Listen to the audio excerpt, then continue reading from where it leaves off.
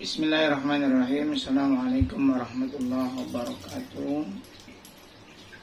Ila hadratin Nabil Mustafa Muhammadin sallallahu alaihi wasallam wa ala alihi wa azwajihi wa auladihi wa zurriyatihi wa ahli baitihi al-kiram. Summa ila hadrati al-muallif Fathul Mu'in Syekh Al-Imam Zainuddin Al-Malibari wa nafa'ana bi ulumihi min ad-dunya wal akhirah wa usuli wa furu'ihi wa ahli silsilatihi. Syai'ulillahi lahumul fatiha. A'udzu billahi minasy syaithanir rajim. Bismillahirrahmanirrahim. Alhamdulillahi rabbil alamin arrahmanir rahim maliki yaumiddin. Iyyaka na'budu wa iyyaka nasta'in ihdinas siratal mustaqim. Shiratal ladzina an'amta 'alaihim ghairil maghdubi 'alaihim waladdallin.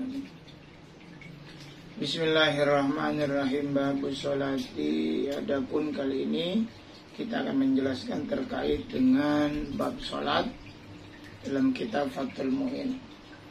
Hiya yakni as-sholat itu syar'an menurut syariat, aqwalun adalah berbagai macam ucapan, wa af'alun dan berbagai macam perbuatan, makhsusatun yang memiliki perbuatan dan ucapan yang khusus yang berdasarkan ketetapan baik Al-Quran maupun hadis, muftatahatun yang diawali atau dibuka perbuatan sholat itu bitakbiri dengan takbiratul ihram, mukhtatamatun bitaslimi dan ditutup atau diselesaikan, diakhirkan dengan bitaslim dengan ucapan salam.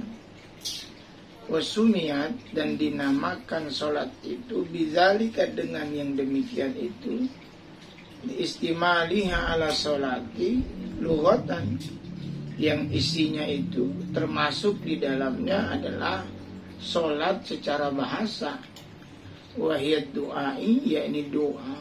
Jadi sholat itu secara istilah adalah satu perbuatan dan berbagai ucapan dan berbagai perbuatan yang khusus yang dimulai dengan takbiratul ihram, ditutup dengan ucapan salam, dan juga termasuk di dalam itu adalah sholat itu adalah doa, permohonan kita kepada Allah Subhanahu wa ta'ala.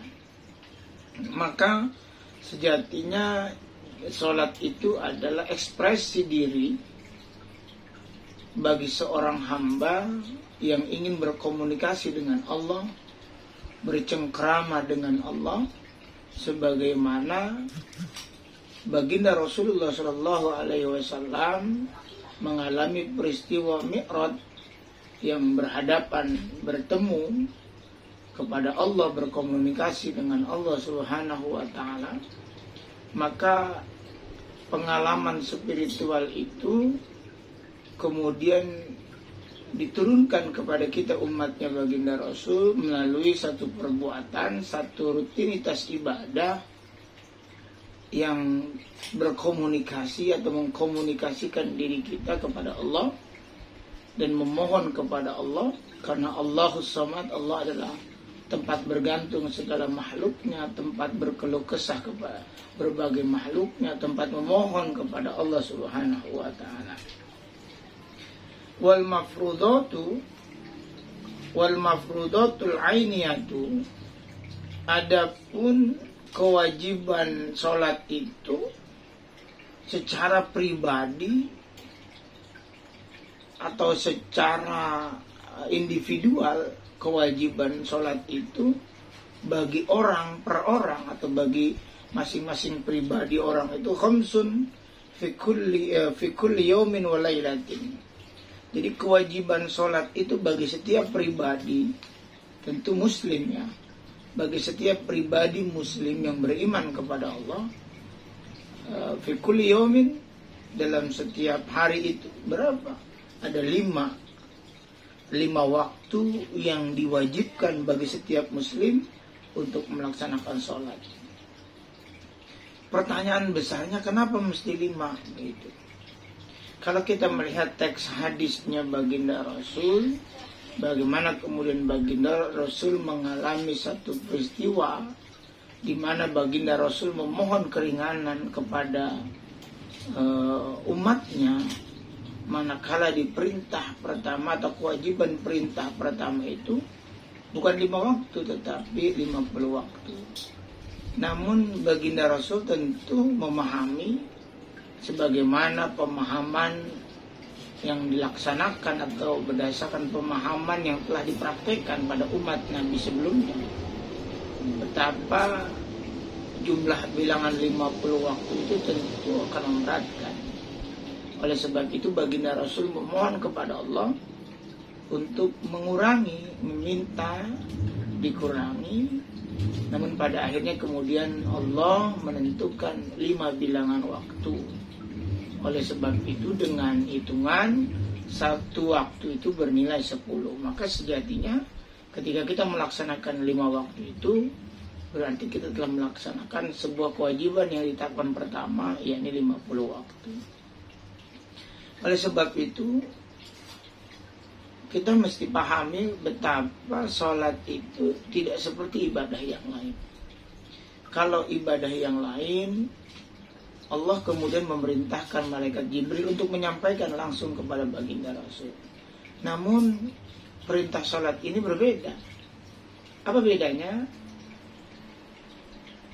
Allah memerintahkan malaikat Jibril untuk mengantarkan baginda Rasul, dan baginda Rasul mendapati perintah itu langsung dari Allah Subhanahu wa Ta'ala pada malam Mi'raj itu.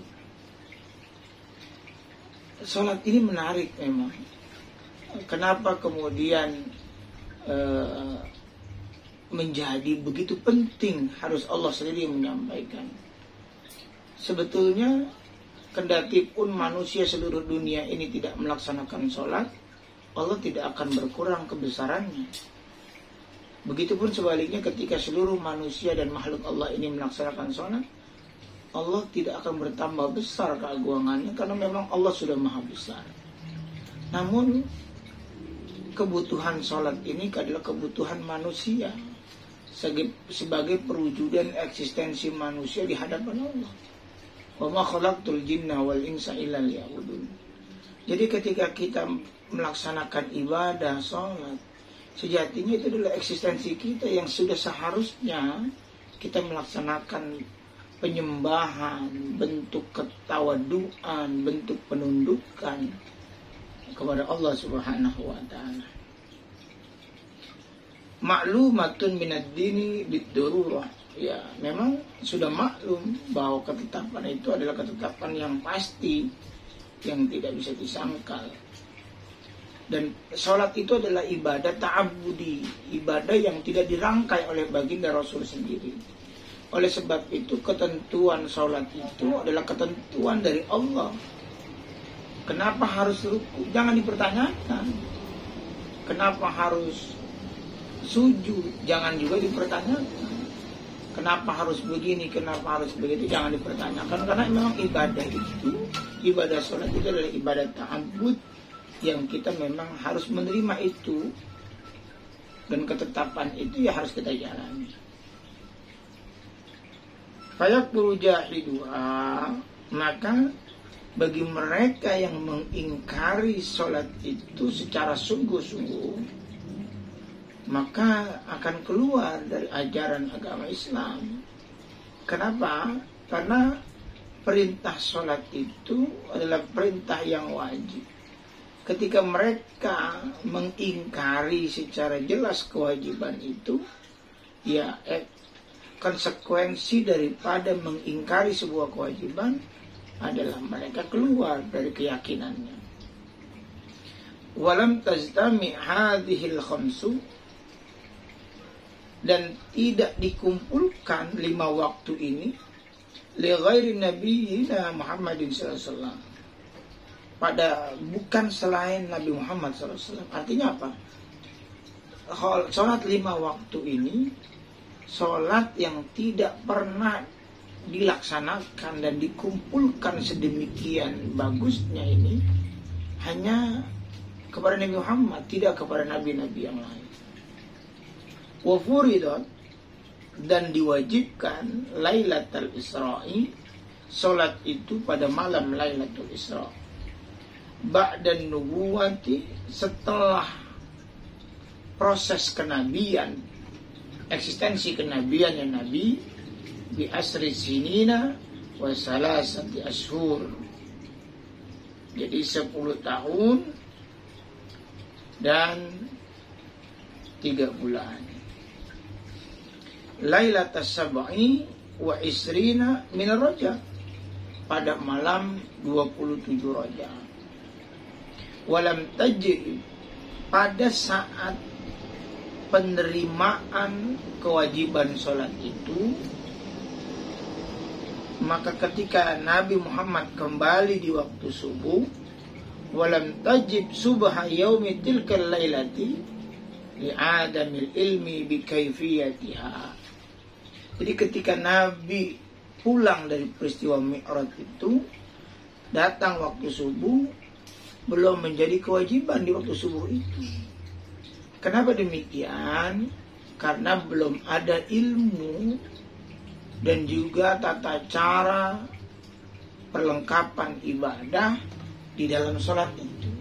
Sampai kemudian dalam kitab Fathul Wahhab dijelaskan bagaimana malaikat Jibril mengajarkan kepada Nabi di mana waktu-waktu sholat, bagaimana gerakan-gerakan sholat.